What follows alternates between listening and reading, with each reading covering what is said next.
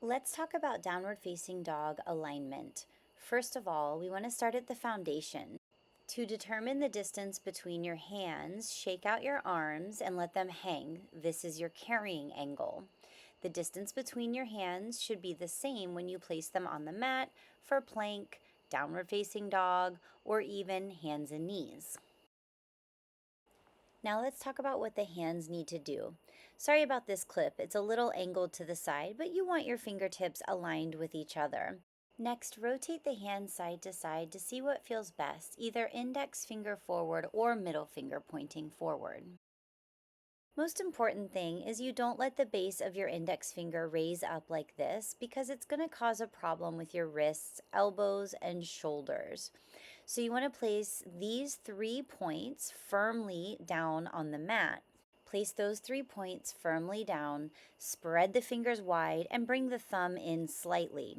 As you press into the base of the index finger, the pinky, and the thumb, grip with the other fingers and watch your hand muscles engage. Now notice what the shoulders are doing. Feel a line of energy moving from the center of the palm up into the shoulders. You might notice the shoulders are crowding the ears like this.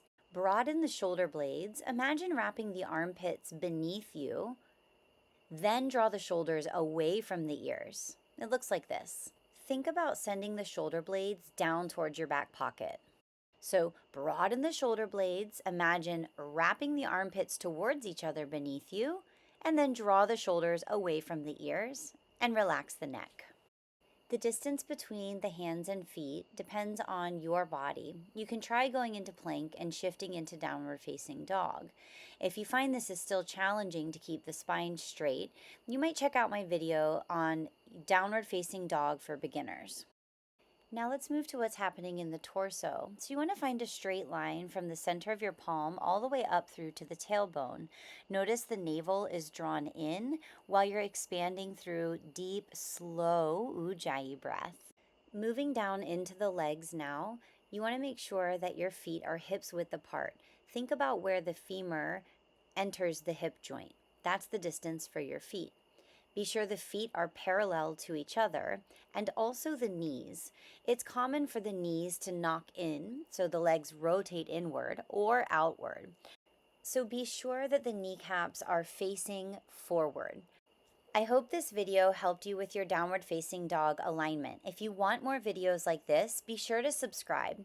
If you have questions, leave a comment below. We run yoga trainings every single month, so if you want to learn more about alignment for various yoga poses, just check out the link in our bio.